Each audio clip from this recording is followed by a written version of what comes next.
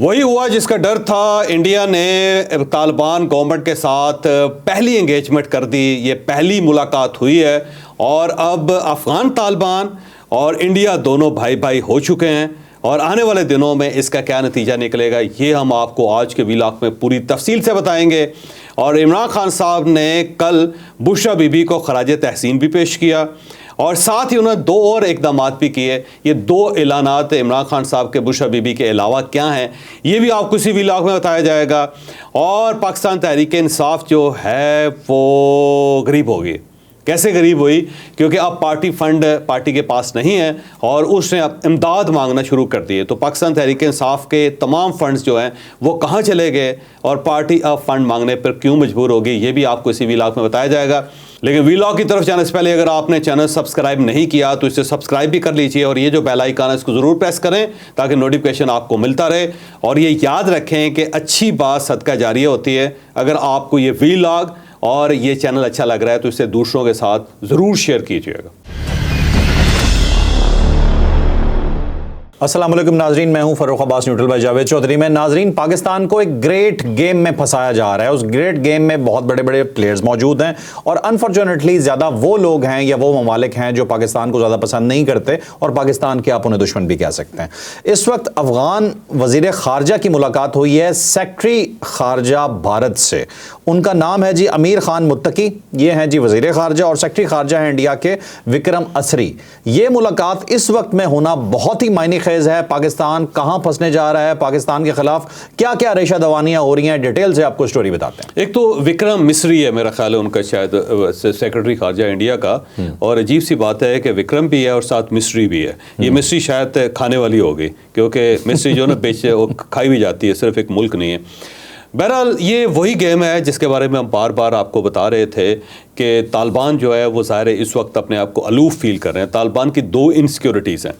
पहली इनसिक्योरिटी उनकी ये है कि पाकिस्तान के साथ उनके तल्लुकात ख़राब हो गए और पाकिस्तान उनकी सेफ़ हेवन था।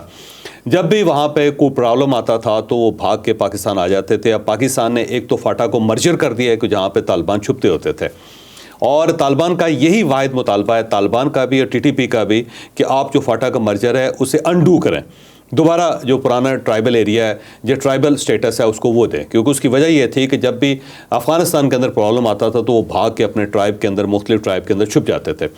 पाकिस्तान ने फाटा मर्जर करके 2018 में इस सारे इशू को ख़त्म कर दिया है। अब वो सेटल एरिया है और सेटल एरिया के अंदर अब तालिबान वापस नहीं आ सकते। तो जो कुछ किया जा रहा है टीटीपी की तरफ से, उनका सिर्फ एक ही मुतालबा है पाकिस्तान से कि आप अपनी ये जो रिफॉर्म्स हैं इनको अनडू करें और दोबारा वापस पुराने स्टाइल पे जाएं ताकि ये सेफ़ हेवन्स इनको मिलती रहें। दूसरा, जो वहाँ पे तालिबान गवर्नमेंट्स है उन सबको पता है कि कहीं ऐसा ना हो जाए कि यहाँ से हमारी गवर्नमेंट ख़त्म हो जाए, क्योंकि वहाँ गवर्नमेंट के ख़ात्मा बिल आखिर होना ही होना है उनका, और वहाँ पे उनका दूसरी मरतबा भी ये रोल ख़त्म होना है।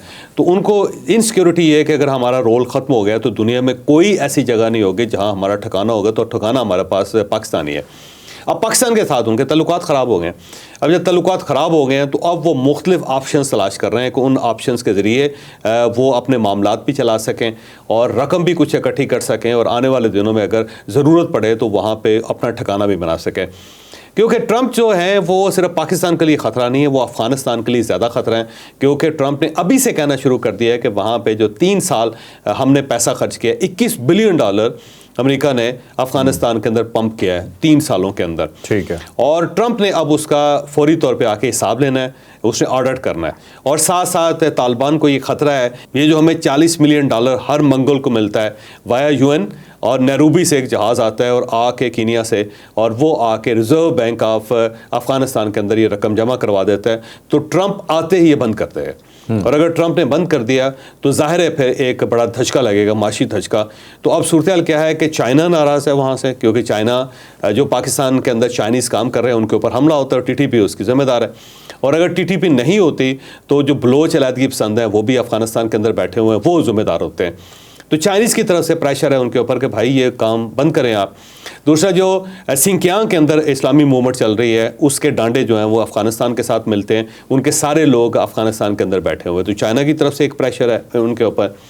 ताजिकिस्तान के साथ ज़ाहिर पाकिस्तान ने ताल्लुकात बेहतर कर लिए, नॉर्दर्न अलाइंस सारे का सारा ताजिकिस्तान में बैठा हुआ है और उनका ये ख्याल है कि जो शुमाली सूबे हैं वो सारे के सारे जो ताजिक और उज़्बेक हैं और वहाँ पे उनका क्लेम है और तालिबान जो है उनकी वहाँ पे उन सूबों के अंदर रिट नहीं है और वो चाहते थे कि वो एक्सेल हो, आगे बढ़ें और बढ़ के तालिबान की गर्दन पकड़ें और अब पाकिस्तान ने क्योंकि उनको सपोर्ट करनी शुरू कर दी, उनकी मदद करनी शुरू कर दी और साथ उन्हें कहा जी आए आगे बढ़ें, कोई मसला ही नहीं है। और अब अगर वो आगे बढ़ते हैं और वो जो ताजिक ट्राइब हैं वो अगर वाह खान के ऊपर कब्जा कर लेते हैं तो पाकिस्तान को बड़ा फ़ायदा है क्योंकि वहाँ से पाकिस्तान अपनी ट्रांसमिशन लाइन बिछाएगा और वहाँ से ताजिकिस्तान से बिजली लेगा और उससे फिर पाकिस्तान और ताजिकिस्तान के दरमियान ताल्लुकात बहुत अच्छे हो जाएंगे और हो सकता है वहाँ पे सड़कें बना के यहाँ से ट्रक उधर जा रहे हैं, उधर से ट्रक यहाँ पे आ रहे हैं। ठीक है। और पाकिस्तान का बराह रास्त वहाँ पे कब्जा भी नहीं होगा, वो ज़ाहिर नॉर्दर्न अलाइंस के पास होगा, नॉर्दर्न अलाइंस को वो टैक्स दे दिया करेंगे।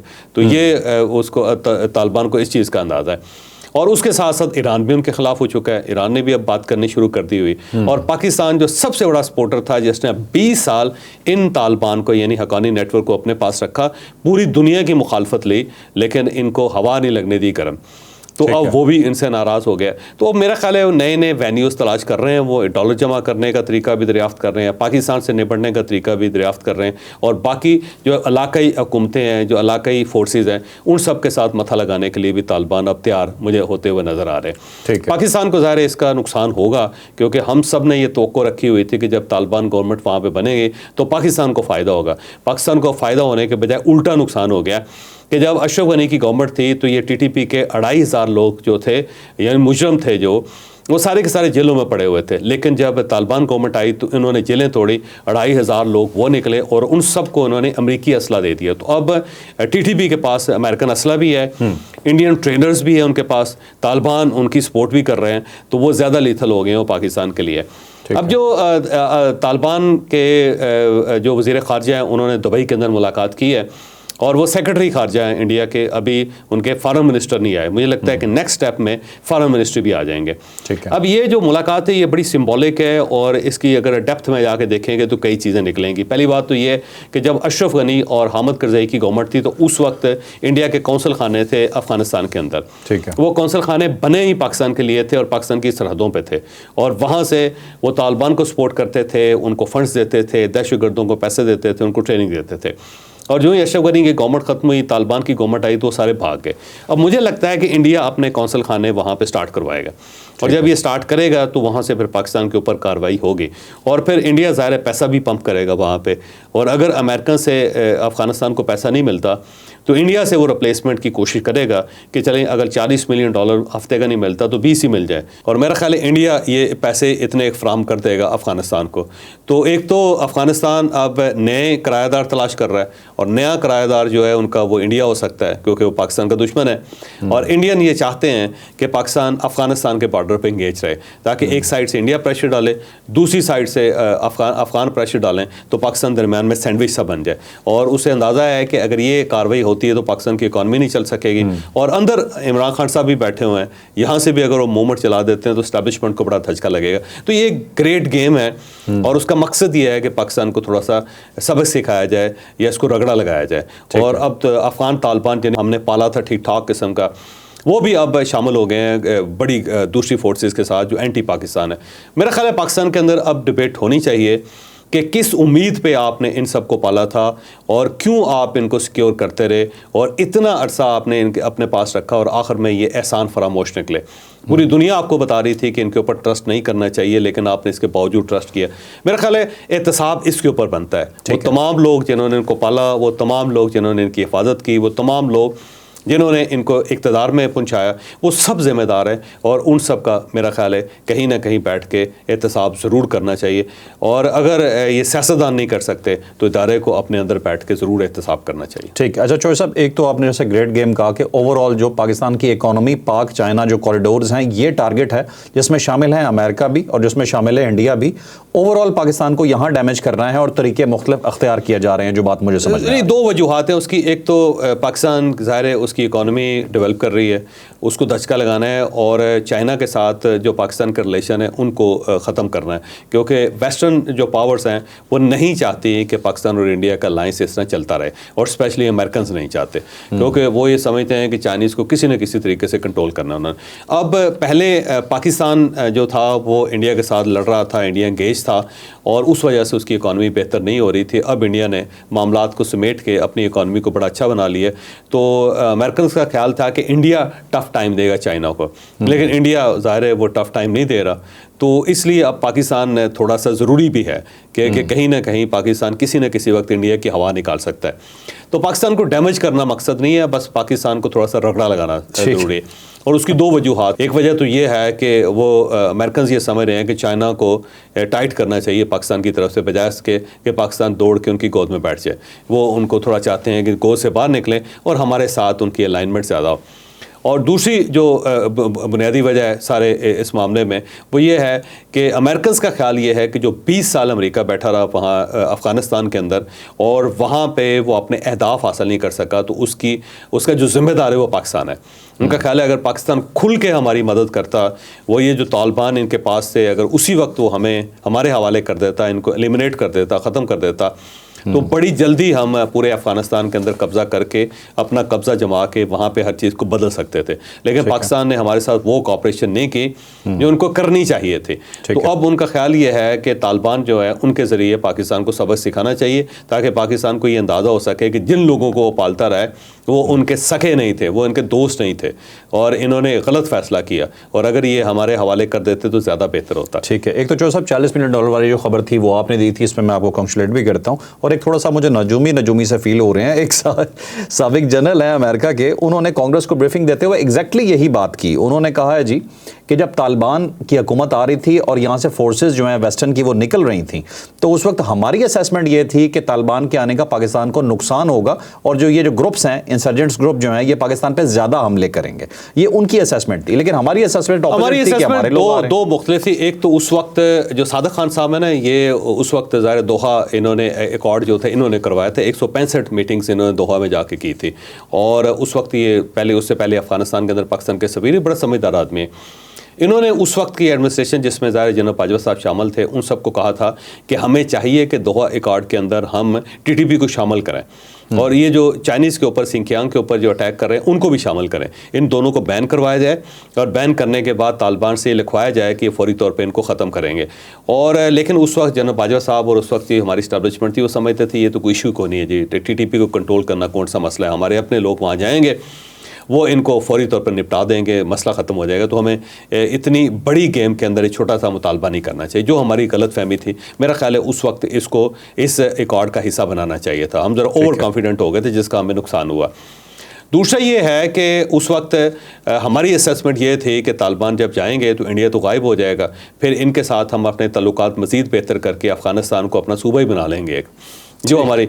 अब अमेरिकन जो थे बड़े तेज़ थे, बड़े समझदार थे, उनका ख्याल ये था कि ये पाकिस्तान एक गलती कर रहा है और अल्टीमेटली इन्हें इस गलती का नुकसान होगा, लेकिन वो खामोश रहे। उन्होंने कहा ठीक है करने दें, कभी ना कभी तो ये फंसेंगे, निपटेंगे, और अपने उन्हीं दोस्तों से मार खाएंगे जिनको ये सपोर्ट करते रहें, जिनकी ये मदद करते रहें। तो मेरा ख्याल है अमेरिका ने उस वक्त सोचा कि चलो जी करके देखो ना ज़रा तुझे। ठीक, और ये सिर्फ असेसमेंट एक जनरल की नहीं है, उस वक्त के अखबारात के अंदर भी ये आर्टिकल छपे थे, और उस वक्त जो लोग यहाँ GHQ के अंदर आके मुलाकातें करते तो उनकी असेसमेंट भी थी। वो ये कहते थे पाकिस्तान को कि ये जो लोग हैं आपके सगे नहीं हैं, ये याद रखें, जिन्होंने अपने मुल्क का ख्याल नहीं रखा, जिन्होंने वहाँ पे एजुकेशन नहीं चलने दी, जिन्होंने वहाँ पे सड़कें नहीं बनने दी, जो आज भी जहालत में गोडे गोडे दफन है, ये आपके दोस्त नहीं हो सकते। लेकिन पाकिस्तान का ख्याल ये था कि हमने उनको परवरिश की है उनकी, आज भी उनके बच्चे यहाँ पर रहते हैं, बिजनेस यहाँ पर रहता है, प्रॉपर्टी उनकी यहाँ पे, तो मसला कोई नहीं है, हम इनको कंट्रोल कर लेंगे, जो मेरा ख्याल है हमारी गलती थी। ठीक है नाज़रीन, चलते हैं अपनी अगली स्टोरी की तरफ। नेक्स्ट स्टोरी है जी खान साहब के हवाले से। खान साहब ने बुशरा बीबी को खराज तहसीन पेश कर दिया है जी, कि जो उन्होंने किया था वो लोगों को डी चौक तक लेके आई थी उसके ऊपर। दूसरी साइड पे जी उन्होंने अरब ममालिक पे जो तनकीद हो रही थी, सोशल मीडिया जो उनका तनकीद कर रहा था, उन्हें डिसओन कर दिया। उन्होंने कहा ये मेरे लोग ही नहीं है ये जो सारी तनकीद कर रहे हैं। तो खान साहब का एक और बहुत बड़ा यूटर्न सामने आ रहा है, ये डिटेल से स्टोरी डिस्कस करते हैं जावेद चौधरी साहब। अब दोनों यूटर्न्स हैं, एक तो यूएई के जो प्रेसिडेंट यहाँ पे आए थे, उसकी मरियम नवाज साहबा के साथ जो तस्वीर ट्वीट थी उसको इन्होंने इतना ज़्यादा प्ले अप किया कि अल्टीमेटली दुबई की तरफ से रिएक्शन आ गई, यूएई की तरफ से रिएक्शन आ गया और डायरेक्ट पार्टी को आया रिएक्शन कि जनाब आप लोग क्या करना चाह रहे हैं। तो उस पर पार्टी खासी परेशान है। ये याद रखें कि इमरान खान साहब हो या पीपल्स पार्टी हो या फिर नून लीग हो, ये सब जो अरब कंट्रीज़ हैं उनके सामने ये कुछ भी नहीं कहते, बोलते नहीं है। बल्कि एक वक्त ऐसा था कि यहाँ पाकिस्तान में सारी सियासी जमातें एक दूसरे के साथ लड़ रही थी, लेकिन जब सऊदी एम्बेसडर ने इफ्तार पे बुलाया तो सारी पार्टीज एक ही टेबल के ऊपर बैठी हुई थी। यानी इस हद तक इन्फ्लुएंस है सऊदी अरेबिया का, यहाँ एहतराम है पाकिस्तान के अंदर सऊदी अरेबिया का। और यूएई के अंदर भी है। ये देखें यूएई ने इस वक्त भी $2 बिलियन हमारे रोल ओवर किए हैं और ये इमरान खान साहब के दौर में हमें ये पैसे मिले थे सारे। इमरान खान साहब को इन सारी चीज़ों का अंदाज़ा है, उन्हें पता है कि कल को जब मैं कहीं पनाह लेनी है तो यही लोग मेरे काम आएंगे, या अगर मैं प्राइम मिनिस्टर बनता हूं तो फिर मेरे अगर इनके साथ ताल्लुकात ख़राब हो जाएंगे तो मैं मामलात को आगे नहीं बढ़ा सकूंगा। तो उनको अंदाज़ा है। तो इमरान खान साहब ने फौरी तौर पे उन तमाम लोगों से अपने आप को अलहदा कर लिया जो ट्रोल कर रहे थे इस सारे मामले को, और साथ ही उन्होंने पाबंदी लगा दी और कहा है कि ख़बरदार जो किसी आदमी ने यूएई के जो प्रेसिडेंट है या नए प्रेसिडेंट है या कोई और है उसके बारे में इस टाइप की कोई बात की। और साथ उनके जो अपने पार्टी के लोग हैं उन सब के बिजनेसेस हैं वहाँ पे, उनके घर हैं वहाँ पे उनकी फैमिलीज़ बैठी हुई हैं। उन सबको ख़तरा है कि कहीं ऐसा ना हो कि शाह साहब कहेंगे चलो भी पैकअप न सोए तो और उससे भी वो डरते हैं। और इमरान खान साहब को उन्होंने समझाया भी है कि वहाँ से तो हमें फ़ंड मिलते हैं बहुत, तो हमारे बहुत लोग हैं जो शौकत खानम को सपोर्ट करते हैं, तो ये ना हो कि हमारी सपोर्ट ही ख़त्म हो जाए। तो खान साहब को अंदाज़ा हो गया। खान साहब ने कहा कि बस भाई बस अब नहीं, ऐसा नहीं होगा। तो उन्होंने मदद भी कर ली है और साथ उन्होंने पाबंदी भी लगा दी। और साथ ही इनके ट्रोलर्स जो अब उन्होंने यूएई जिंदाबाद और शेख अन नहान जिंदाबाद के नारे लगाने शुरू कर दी। क्या ज़बरदस्त पार्टी है। दूसरा ये है कि आज क्योंकि कल अलीमा खान साहबा से रिलेटेड कुछ व्हाट्सएप मैसेजेस निकले थे, तो अब इमरान खान साहब ने फैसला करना था या अपनी बहन का या अपनी बेगम का। तो उन्होंने अपना वज़न जो है बेगम के पलड़े में डाल दिया। उन्होंने कहा जी जो उनके बारे में बातें कर रहे हैं गलत कर रहे हैं। और उनका बड़ा कमाल है कि वो 24 नवंबर को यहाँ पहुँच गई डी चौक के अंदर, और जो वो कह रही हैं ठीक कह रही हैं। और ख़बरदार अगर किसी ने उनके ख़िलाफ़ कोई बात की, क्योंकि पार्टी के अंदर से लोगों ने अब बातें करनी शुरू कर दी हैं, कहना शुरू कर दिया उनके ख़िलाफ़। तो मेरा ख्याल सबका मक्खू ठप दिया उन्होंने ये कह के कि ख़बरदार अगर किसी ने मेरी बेगम के ख़िलाफ़ कोई बात की। अलीमा खान साहिबा के ख़िलाफ़ उन्होंने करते रहे, लेकिन मेरी बेगम के बारे में आप कोई बात नहीं कर सकते। तो वो मेरा ख्याल है उन्होंने रोक दिया अपनी पार्टी को। एक और चीज़ भी है जिसका मैं जिक्र करना चाह रहा हूँ, मैं मादा चाहता हूँ, वो जिक्र ये है कि इमरान खान साहब ने जब ये कह दिया कि आप तहरीरी तौर पर चार्टर और डिमांड पेश कर सकते हैं, तो साथ उन्होंने मुज़ाकरात के एक कंडीशन भी लगाई है। और कंडीशन बड़ी दिलचस्प है। उन्होंने कहा जी एक मीटिंग और करेंगे और मुज़ाकरात आप जारी रखें और एक और मीटिंग करें, और अगर उस मीटिंग में जुडिशल कमीशन नहीं बनता तो फिर हम बाईकाट कर जाएंगे। अब बड़ी दिलचस्प बात यह है कि मुज़ाकरात करना भी चाहते हैं, अपनी कंडीशंस अपनी टर्म्स एंड कंडीशन पे करना चाहते हैं। तहरीरी चार्टर आप पहली दफ़ा पेश करेंगे और साथ अगर गवर्नमेंट ने पूछ लिया कि ठीक है जी हम बना देते हैं लेकिन इसके TRs क्या होंगे, वो आपने नहीं देने। और साथ अगर ये कहा जाएगा कि जितने लोग गिरफ्तार हैं कम से कम उनकी लिस्टें दे दें, तो वो भी आपने नहीं देनी, लेकिन आपने कहना है जुडिशल कमीशन बना दें आप। तो अजीब सा है, तलवार भी गर्दन पे रखी हुई है, मुतालबा भी मंजूर करना। मुझे एक चीज़ थोड़ी सी आपसे समझनी है कि मुज़ाकरात तो हुई इसी चीज़ की वजह से रहे हैं कि जुडिशल कमीशन बनाओ, ये तो मुतालबा है ना, ये तो एंड रिजल्ट होना है। ये तो पहले धमकी है कि अगर नहीं बनाओगे तो हम करेंगे ही नहीं। बाईकाट कर जाएंगे तो ठीक है, बाईकाट कर जाएंगे। गवर्नमेंट को तो कोई प्रॉब्लम नहीं। गवर्नमेंट इस मरतबा वैसे थोड़ा टफ टाइम देगी इनको। जब ये होगा ना कमेटी के अंदर बैठेंगे तो ये जो पहले इनकी पपियाँ ले रहे थे ना, मेरा ख्याल है ये पपी लेनी बंद करेंगे और ज़रा खुल के बात करेंगे इनसे। इस बार गवर्नमेंट की तरफ से टफ टाइम मिलेगा। और जो ख्वाजा आसिफ साहब जुबान इस्तेमाल कर रहे हैं खान साहब के मुतालिक, लग ये भी नहीं रहा कि वो कोई रहम करने वाले हैं, लेकिन ख्वाजा आसिफ साहब क्योंकि कमेटी के अंदर शामिल भी नहीं है। दूसरा इमरान खान साहब ने जो ट्वीट 6 जनवरी को की थी, मेरा ख्याल उसका जवाब ही है। ठीक है, चलें जी नेक्स्ट स्टोरी। पीटीआई को कहते हैं जी कंगाल हो गई है, पीटीआई के पास पैसे ख़त्म हो चुके हैं। अब उन्होंने जी इस्तदा करनी शुरू कर दी है अपने टिकट होल्डर से, अपने तमाम रहनुमाओं से कि आप पैसे जमा करवाएं। ये पैसे मंथली सालाना बेस पे जमा होंगे। कितने पैसे होंगे, ये पूरी डिटेल से स्टोरी क्या है, और जो पीटीआई के पास मिलियंस ऑफ डॉलर्स कह लें या बहुत ज़्यादा पैसे आए थे बाहर से भी अंदर से भी, वो सब पैसे कहाँ गए, ये डिटेल से स्टोरी। अब मेरा ख्याल ऑडिट होना चाहिए इसका, और शेर अफजल मरवत साहब की ये बात हमें माननी चाहिए और अप्रिशिएट करनी चाहिए कि वो अपनी पार्टी के अंदर ऑडिट की बात कर रहे हैं। उन्होंने ये कहा था जी ये करोड़ों रुपए, बल्कि 85 करोड़ की फिगर दी जाती है कि 85 करोड़ रुपए वकील खा गए। अच्छा। और उसके अंदर एक वकील हैं जो इमरान खान साहब की वकालत कर रहे हैं। उन्होंने बनी गाला के अंदर बहुत बड़ा घर बनाना शुरू कर दिया और सारे पैसे इमरान खान साहब के हैं, क्योंकि कहा जाता है कि 25-30 करोड़ रुपए वो ले चुके हैं इमरान खान साहब से, यानी पार्टी से। तो वो ये कह रहे हैं कि जनाब पहले तो वकीलों को ऑडिट करेंगे कौन कौन वकील हमारे पैसे खा गए, और दूसरा ये जो बाहर से फंड्स आ रहे हैं हमारे पास वो किधर जा रहे हैं। तो मेरा ख्याल है पार्टी के अंदर ये फ़ंड के बारे में ऑडिट जो उसका सवाल उठाना शुरू कर दिया उन्होंने। अब पार्टी के पास पैसे पूसे हैं कोई नहीं, और सूरत हाल ये है कि जो टिकट होल्डर्स हैं या फिर जिन्होंने टिकट्स मांगे थे उन सब से पार्टी ने कहा है कि 2,40,000 रुपये जो मेहरबानी करके सालाना ये हमें अदा किए जाएँ। और उनमें से कहा जा रहा है कि जो गरीब लोग हैं जो इतने पैसे भी नहीं दे सकते वो 2 किस्तें कर लें। तो पार्टी की तरफ से सलमान अकरम राय साहब है, गौहर खान साहब हैं, और मेरा ख्याल है तीसरे शायद फरदौस जमीम नकवी साहब हैं, इन तीनों ने ये मुतालबा कर दिया है। अब ये बड़े लेवल पे फंड जमा करने की मरासला जारी कर दिया, मरासला जमा कर दिया। लेकिन मेरा नहीं ख्याल कि जिस तरह धड़ाधड़ पैसे मिलते होते थे माजी में, इस तरह नहीं है कि कोई $1 मिलियन उधर से पकड़ लिया, कोई $1 मिलियन उधर से दे दिया। ये बड़ी मुश्किल से घसीट के ही पैसे इकट्ठे कर सकेंगे, और कहीं ऐसा ना हो कि वो पैसे इकट्ठे करें और फिर कोई वकील उनके पैसे खा जाए। ठीक है, और ये दर्जनों के हिसाब से एहतजाज हुए हैं, इन पे जो पैसा लगा है वो भी यहीं से लगा? नहीं, वो मेरा ख्याल है खैबर पख्तूनख्वा से लगा, वो किसी और से, पार्टी के फंड से नहीं आया। वो आपको गंडापुर साहब को दाद देनी पड़ेगी, वो कहीं ना कहीं से पैसा इकट्ठा करके पार्टी के जो तंदूर है उसके अंदर झोंक देते हैं। जैसे यहाँ पे एक चीज़ आखिर में मैं अप्रिशिएट करना चाहता हूँ इमरान खान की, कि इमरान खान साहब ने कल ये वादा किया था कि अब वो फ़ौजी इदारों के ऊपर या फ़ौजी शख्सियात के ऊपर तनकीद नहीं करेंगे। तो कल जो उन्होंने ट्वीट्स वगैरह किए हैं उसके अंदर रवैया बड़ा नरम रखा है उन्होंने। तो मुझे लगता है बदल गया इमरान खान। चौधरी साहब, मैं आपसे सिर्फ एंड पे ये कहता हूँ कि अगले ट्वीट का इंतजार करें, देखें क्या करते हैं वो। नाज़रीन, लाइक शेयर सब्सक्राइब करना बिल्कुल नहीं भूलना। इजाज़त दीजिए, अल्लाह हाफ़िज़।